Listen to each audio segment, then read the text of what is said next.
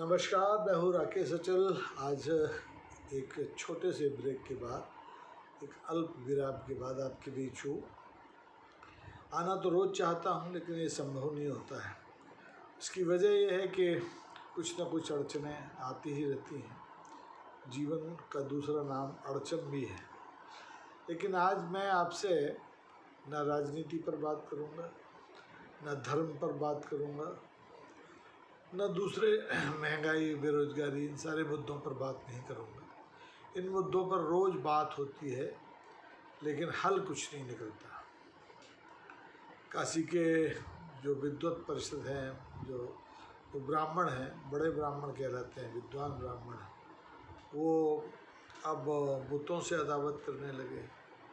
तो साईं बाबा की प्रतिमाएं मंदिरों से हटा रहे। तो इन सब विषयों पर बात करने का मेरा मन नहीं है। मेरा मन है आज मैं आपसे कुछ मीठी मीठी बातें करूं। और ये मिठास संयोग से भारतीय राजनीति में यदा कदा दिखाई देती है।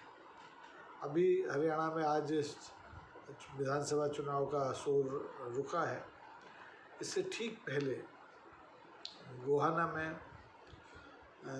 एक चुनावी सभा में लोकसभा में प्रतिपक्ष के नेता और कांग्रेस पार्टी के बड़े नेता राहुल गांधी ने माथुराम की जलेबियों का जिक्र किया। माथुराम की जलेबी दुनिया की जितनी भी जलेबियां हैं उनसे सबसे हटके है, वज़नदार है, बड़ी है। एक जलेबी का वज़न 200-250 ग्राम होता है और पूरा हरियाणा माथुराम की जलेबियों पर लट्टू रहता है। बहुत कम मिठाइयाँ ऐसी होती हैं जिन्हें आप कॉमन मैन की मिठाई कह सकते हैं, जिन्हें राजा और रंक सब पसंद करते हैं। राहुल गांधी भी इस माथुराम की जलेबी पर लट्टू हो गए और उन्होंने कहा कि इसके ज़रिए देश में हज़ारों रोज़गार पैदा हो सकते हैं। जब राहुल ने ये कहा तो निश्चित तौर पर उन्हें ट्रोल होना था।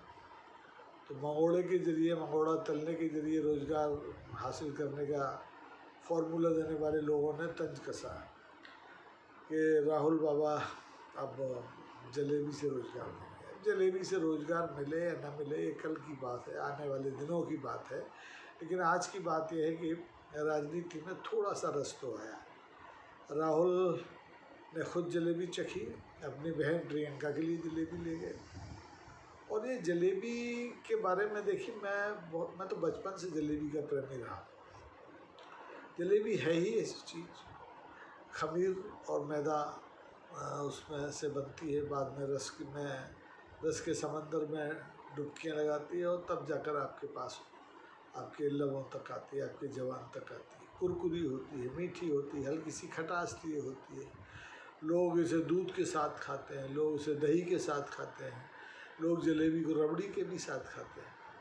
तो सबका अपना अपना पसंद है, अपना अपना जायका है। और ये जलेबी सिर्फ हिंदुस्तान की पसंद नहीं है, ये हमारे आसपास के जितने देश हैं और अरब कंट्रीज़ में, और यहाँ तक कि आप यकीन नहीं करेंगे कि मैंने अपनी विदेश यात्राओं में भी, ख़ासतौर पर अमेरिका में, जलेबी के जो प्रशंसक है, भारतीय तो होते ही है, स्वाभाविक है, लेकिन अमरीकियों को भी जलेबियों को चखते खाते देखा है। तो जलेबी मीठी चीज़ है। और अगर राजनीति में जलेबी का पदार्पण हो तो अदावत की राजनीति में थोड़ी सी मिठास आ सकती है। हमारे पूर्व प्रधानमंत्री अटल जी थे, ग्वालियर के थे। अटल जी मिठाई के बड़े शौकीन थे। यहाँ पर हमारे शहर में बहादुरा के लड्डू बड़े प्रसिद्ध हैं। जलेबी भी बनाते हैं, वो गुलाब जामुन भी बनाते हैं। तो अटल जी जब तक स्वस्थ थे, ग्वालियर आते थे तो बहादुरा के लड्डू और जलेबियाँ तो खाते ही थे। लेकिन इसके अलावा उनकी एक पसंद और थी। दौलतगंज में यहाँ एक बाज़ार है, वहाँ के फुटपाथ पर एक बुजुर्ग महिला थी जिनको जगत चाची के नाम से जानते हैं। उनके मंगोड़े अटल जी को बहुत पसंद थे। और रही बात जलेबियों की, तो पूर्व राष्ट्रपति डॉक्टर शंकर दयाल शर्मा, उन्हें भी जलेबियाँ, छोटी छोटी जलेबियाँ बड़ी पसंद थी। उनके रिश्तेदार, उनके मिलने वाले जब भी भोपाल से जाते थे तो उनके लिए या तो भोपाल से वो छोटी जलेबियाँ बनवा के ले जाते थे, या फिर राष्ट्रपति भवन में आगंतुक के लिए स्वागत में वो छोटी छोटी जलेबियाँ वहीं बनती थी और परोसी जाती थी। तो ये जलेबी का साम्राज्य है। दूसरी मिठाइयों से अलग है, गुलाब जामुन से अलग है, बंगाल के रसोगुल्ला से अलग है, लेकिन जलेबी का कोई तोड़ नहीं।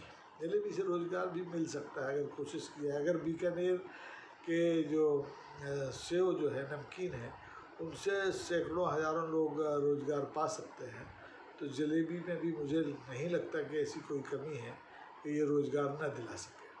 अब जलेबी को छोड़िए, अब चूरमा की बात आई। हमारे देश के बड़े प्रसिद्ध वो हैं भाला फेंक खिलाड़ी नीरज चोपड़ा जी, उनकी माता जी ने माननीय प्रधानमंत्री नरेंद्र मोदी को अपने यहाँ से चूरमा भेजा। अब चूरमा आप जानते हैं, चूरमा बड़ा मुश्किल से बनता है, कूट कूट के बनता है, कई लंबी प्रक्रिया होती है। उसको चूरा चूरा पहले सिकता है, बनता है, फिर शक्कर मिलती है, फिर उसको कूटा जाता है। कई बार तो क्या होता है कि जो चूरमा बनाता है उसको ही हिस्से में खाने में नहीं आता, लेकिन जो खाता है चूरमा वो उसका मुरीद हो जाता है। वो माननीय मोदी जी भी उसके मुरीद हो गए। उन्होंने जमैका के राष्ट्रपति आए हैं अभी हिंदुस्तान में, उनको भी चूरमा का स्वाद चखाया, और देखिए चूरमा ने माननीय मोदी जी को उनकी माँ याद करा दी। राजनीति में माँ याद कराना अलग अर्थ लेता है, लेकिन चूरमा ने जिस तरह से मोदी जी को अपनी माँ का स्मरण कराया, उसमें मिठास है, उसमें ममत्व है, उसमें स्नेह है। तो मैं तो कहता हूँ कि ये सब चीज़ें जो मिठाइयों में गुण पाए जाते हैं, ये राजनीति में भी होने चाहिए, लेकिन संयोग है कि नहीं होता। लोग मिठास से दूर भागते हैं, जबकि मिठाई हमारे जीवन का एक अभिन्न अंग है। लड्डुओं की हम बात करते हैं, तिरुपति के प्रसादम के बाद लोग लड्डू खाने से बिदकने लगे हैं, जबकि हमारे हिंदुस्तान में लड्डू ही एकमात्र ऐसी चीज़ है कि जो हर खुशी के मौके पर न सिर्फ मांगे जाते हैं बल्कि खाए जाते हैं, बांटे जाते हैं।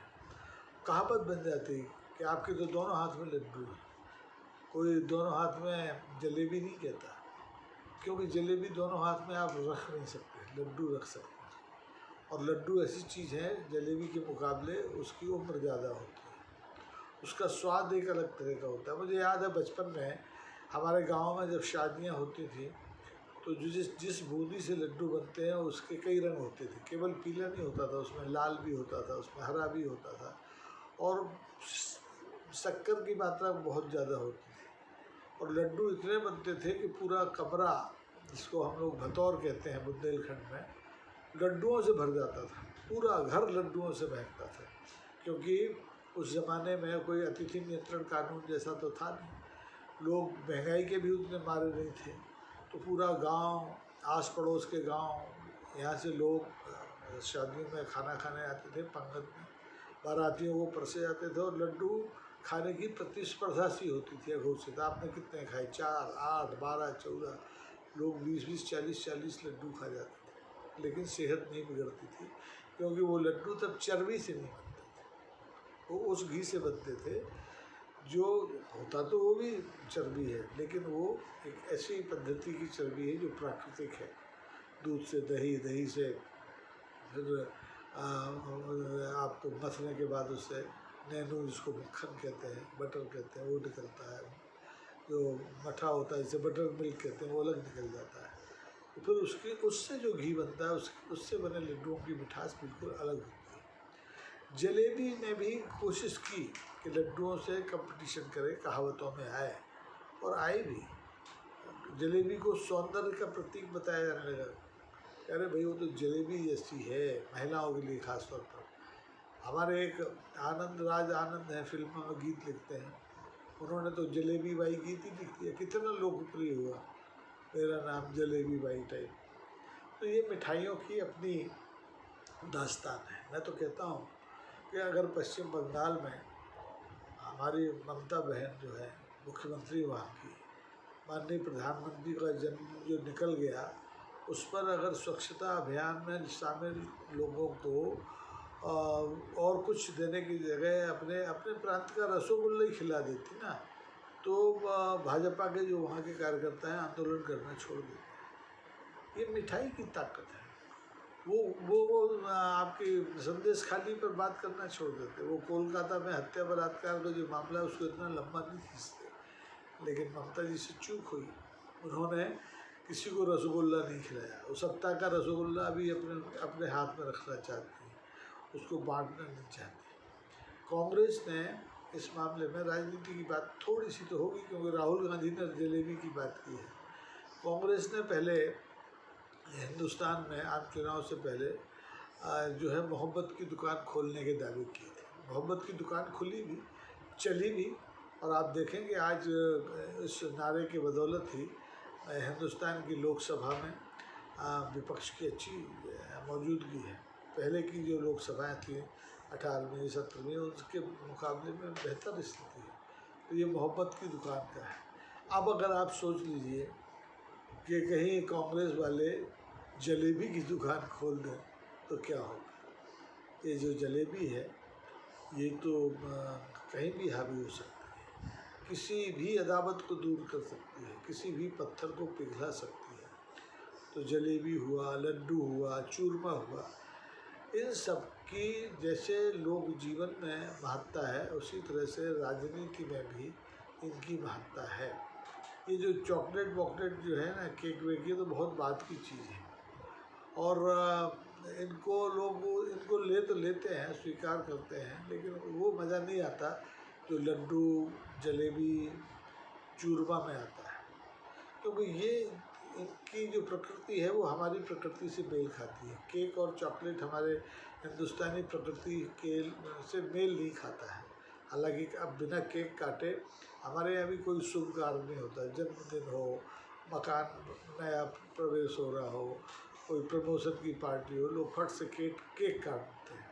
पहले ज़माने में ये नहीं होता था। पहले ज़माने में लड्डू बांटे जाते थे।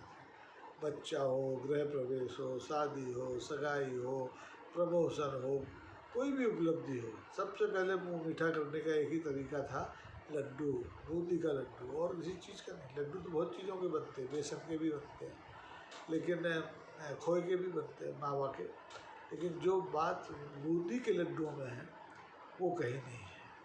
लेकिन अब लोग दोनों हाथों में लड्डू तो रखते हैं, लेकिन न खाते हैं, न खिलाते हैं, न खाने देते हैं। सत्ता का जो लड्डू है वो बांटने के लिए राजनीतिक दल तैयार ही नहीं होते। कहते ज़रूर है सबका साथ सबका विकास, यानी सब मिल बांट के लड्डू खाएं, कि खाता और खिलाता कोई नहीं। कांग्रेस भी इसका अपवाद मैं नहीं मानता हूँ। कांग्रेस भी जब सत्ता में थी तो बरसों तक एकला चली। गठबंधन का धर्म तो बहुत बाद में आया, और जब तक कांग्रेस ने गठबंधन का धर्म समझा तब तक देर भी हो चुकी थी। लेकिन बाद में कांग्रेस ने गठबंधन के धर्म को उसी तरह आत्मसात कर लिया जैसे भारतीय जनमानस ने लड्डू को आत्मसात किया है, जलेबी को आत्मसात किया है, चूरमा को आत्मसात किया है। ये जो पकवान है ना, ये जो मिष्ठान है, ये हमारे केवल भौगोलिक क्षेत्रों का प्रतिनिधित्व नहीं करते हैं, ये हमारी समरसता का भी प्रतिनिधित्व करते हैं। इनमें अदावत बिल्कुल नहीं होती। हिंदू भी लड्डू खाता है, हिंदू भी जलेबी खाता है, हिंदू भी चूरमा खाता है, हिंदू भी रसगुल्ला खाता है, बनाता भी, मुसलमान भी बनाता है। हिंदू मुसलमान का इसमें भेद नहीं होता। बाकी जगह तो आप देखते हैं कि हिंदू मुसलमान हो जाता है, लेकिन जलेबी में अभी तक हिंदू मुसलमान नहीं हुआ। खाड़ी के लोग भी खाते हैं, जो इस्लामिक कंट्री है वहाँ भी जलेबी बाई खूब चलती है। बाई हमारे मोहब्बत का शब्द है, बाई अपमानजनक शब्द नहीं है। कई जगह बाई उत्तर प्रदेश में वेश्याओं के लिए इस्तेमाल किया जाता है, लेकिन बुंदेलखंड में यही बाई शब्द बुजुर्ग महिलाओं के लिए सम्मान के साथ इस्तेमाल किया जाता है। घर में काम करने वाली जो हमारे कार्यकर्ता होते हैं उनके लिए भी बाई का शब्द इस्तेमाल किया जाता है। तो जलेबी को जलेबी बाई कह देने से उसके सम्मान पर कोई फ़र्क नहीं पड़ता। और खुशी की बात है कि राहुल गांधी ने हरियाणा में जिस तरह से कर्कश चुनाव प्रचार हुआ पिछले दिनों, उसके अंत में समापन चुनाव प्रचार के समापन से ठीक पहले जलेबी को हाथ में लेके मंच पर जलेबी खा के मंच पर अपनी बहन के लिए जलेबी का डिब्बा मंगवा के एक मिठास घोलने की कोशिश की राजनीति में, और ये अच्छी पहल है। माननीय प्रधानमंत्री जी ने भी चूरमा खा के नीरज चोपड़ा की माँ के द्वारा भेजा गया चूरमा खा के उन्हें खत आभार का लिख करके बहुत अच्छा किया। ये अच्छी शुरुआत है। नहीं तो मुझे तो डर ये था कि कहीं वो वैसे ही न कर दें जैसे कि मल्लिकार्जुन खड़गे साहब ने मोदी जी को खत लिखा और उन्होंने खत का जवाब देने की जगह अपने पार्टी के अध्यक्ष JP नड्डा को डेप्यूट कर दिया कि भाई तुम खत का जवाब दो। ये मुमकिन था कि मोदी जी चूरमा खाने के बाद आभार प्रकट करने के लिए खुद चिट्ठी न लिखते, नड्डा साहब को कह देते या किसी तीसरे को कह देते, लेकिन उन्होंने चूरमा खाने के बाद उसका महत्व समझा और खुद चिट्ठी नीरज चोपड़ा की माँ श्रीमती सरोजा देवी को लिखी। ये अच्छा है, खतों का किताबत चालू हो, लड्डुओं का आदान प्रदान चालू हो। जैसे मोदी जी ने अभी खड़गे साहब बीमार हो गए थे जम्मू कश्मीर की एक सभा में, कठुआ में शायद, तो उनका हालचाल जाना, ये अच्छी बात है। ये राजनीति में इतनी सदासहता होनी ही चाहिए, इतनी मिठास होनी ही चाहिए। अटल जी के कार्यकाल तक ये थी, उसके पहले तो थी ही, भले ही कांग्रेस का शासन रहा हो, भ्रष्ट शासन रहा हो, तानाशाही वाला शासन रहा हो, लेकिन सदासहता उस काल में भी नहीं बरकरार थी। कांग्रेस के शासन में कभी भी अदावत की राजनीति नहीं हुई। आपने नहीं देखा होगा कि लगातार कांग्रेस ने प्रतिपक्षी अपने नेताओं को, कार्यकर्ताओं को किसी न किसी कानून में लपेट के अंदर कर दिया हो, सत्ता से बेदखल करा दिया हो।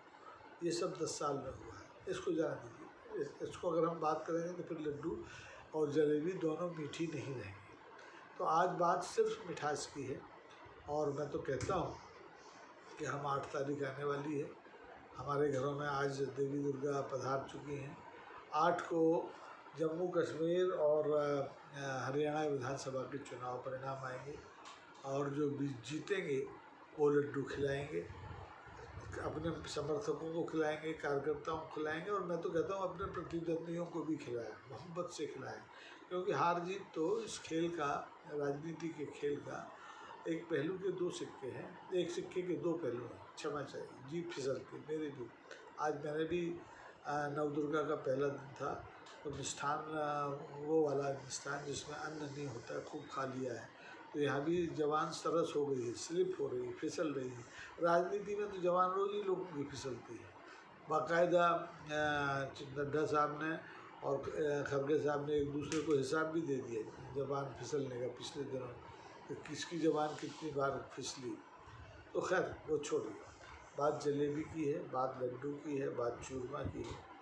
तो ये बातें लगातार होती रहना चाहिए। इस देश में आने वाले दिनों में आप देखेंगे, मैं तो समझता हूँ नवंबर में ही शायद महाराष्ट्र में चुनाव हों, झारखंड में चुनाव हों, दिल्ली भी दूर नहीं है, फरवरी में वहाँ भी चुनाव होंगे, बिहार का भी नंबर आएगा। तो इस सब जगह खूब लड्डू फूटने चाहिए, खूब जलेबियाँ बंटनी चाहिए, और तिरुपति के जो प्रसादम के लड्डू को लेकर के विवाद शुरू हुआ है उस पर भी विराम लगना चाहिए। लड्डू को आप ये कह के कि इसमें चर्बी वाला देसी घी डाला गया है, उसकी असमय हत्या कर नहीं सकते। लोग लड्डू को छोड़ेंगे नहीं। अब स्थिति ये हुई इस विवाद के बाद से कि बाज़ार में लड्डू के दाम अचानक महंगे हो गए, बढ़ गए। जो लड्डू 400, 500, 600 रुपये किलो मिलता था वो 800 किलो मिलता है, और उस पर दुकानदार का कहना ये होता है कि इसमें चर्बी नहीं है, वो गारंटी देता है।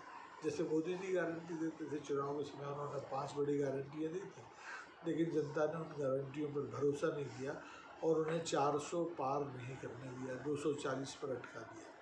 तो अब ये लड्डू हैं, देखते हैं मिष्ठान निर्माताओं की गारंटियाँ कितनी चलती हैं। और ये लड्डू, देखिए लड्डू जो है और जलेबी जो है ये हमारे भीतर तक है, लड्डू मन में भी फूट जाते हैं, किसको पता ही नहीं चलता, ठीक है ना।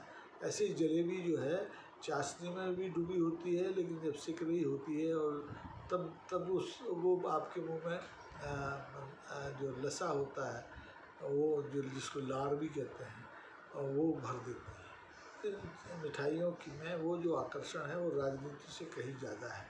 तो लोग राजनीति में रहें, लोग समाज सेवा में रहें, लोग विज्ञान के क्षेत्र में काम करें, लोग कृषि के क्षेत्र में काम करें, लेकिन जलेबी और लड्डू का ध्यान रखें। मैं तो कहता हूँ अभी जो हमारे सोनम वांगचुक साहब हैं, लद्दाख की समस्याओं को लेकर चलकर दिल्ली आ रहे थे, तो पुलिस ने उन्हें सिंधु बॉर्डर पर गिरफ्तार कर लिया या हिरासत में ले लिया। अरे बजाय उनको हिरासत में लेने के हमारी केंद्र की सरकार उन्हें वहाँ लड्डू खिलाती, जलेबी खिलाती, उनकी बात सुनती, तो मुझे नहीं लगता है कि सोनम वांगचुक खाली हाथ लौटते, कुछ न कुछ लेके लौटते। लेकिन अब इस समय जो उनके साथ व्यवहार किया गया उससे ज़रूर देश भर को निराशा हुई है।